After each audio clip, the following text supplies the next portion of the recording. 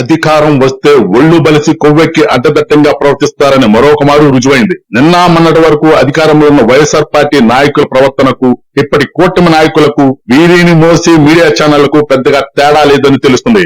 గతంలో అధికారంలో ఉన్న పార్టీ ఎమ్మెల్యేల దగ్గర నుంచి ఆ పార్టీ అధినాయకుడి వరకు ఆడువారి పట్ల ప్రవర్తించిన తీరు, స్త్రీల గురించి వాళ్లు వాగిన అసభ్యకర భాష నచ్చకనే చాలా మంది ప్రజలు వాళ్లను సంస్కారహీనులుగా భావించి తోకలు కత్తిరించి ఒక రకంగా సంఘ బహిష్కరణ చేసినంత పని చేశారు. సిగ్గు శరం లేకుండా ఆ పార్టీ అధినాయకుడు సైతం మరొక పార్టీ నాయకుని పెళ్లిళ్లు, భార్యల గురించి ఎంతలా అవహేళనగా మాట్లాడాడో చూశాం.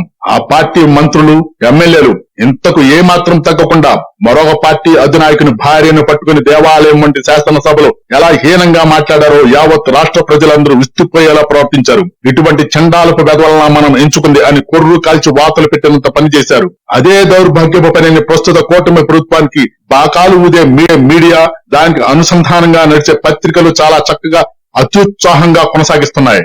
2 రోజుల క్రితం రాష్ట్ర ప్రజల చెవులు చిల్లులు పడేలా చిలువలు పలువులుగా ఆకర్షణీయమైన ఎడ్డుంగలతో సూటిపోటి వంకర మాటలతో ఒక గిరిజన ప్రభుత్వ మహిళా ఉద్యోగిని గురించి ఒక 2 మీడియా ఛానళ్లు, వాటి అనుబంధ పత్రికలు ఒక రకంగా చెప్పాలంటే రాక్షస క్రీడను తలపిస్తూ నడిపిన కథనాలు చాలా అసభ్యకర రీతిలో కొనసాగాయి.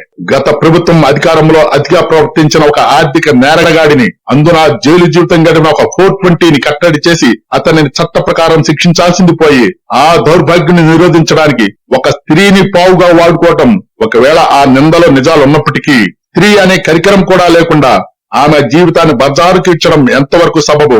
సహజంగా చిన్న చిన్న సోషల్ మీడియా సంస్థలు వారి రేటింగ్ పెంచుకోవడానికి ఎంతకైనా దిగజారి వార్తలను, భాషను ప్రయోగిస్తూ ఉంటారు. వారి పరిధి బహుస్వల్పం. సమాజం మీద వారి ప్రభావం చాలా తక్కువ. కానీ పెద్ద ఛానళ్లు నడిపే పెద్ద మనుషులకు ఎదుటి వారి జీవితాలను, అందున స్త్రీల వ్యక్తిగత జీవితాలను అంతలా బజారుకిచ్చడానికి హక్కు ఎక్కడిది?